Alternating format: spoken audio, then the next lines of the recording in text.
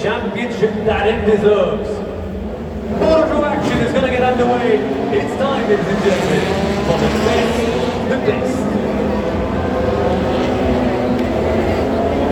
So welcome one and all to the VIC. This is where things really get going. It's a circuit that has inspired so many racing drivers in this country to start their careers, and also you could be one. If you love your motorcycle racing, check out what the FMSCL has to offer. You, my friend, could really be one of them in a few years' time as well. But let's talk about what to expect in this race. Moto2, think of it like Formula 2. It's the equivalent of that in the bike sense. Every single rider who has to get to MotoGP first has to clear Moto2.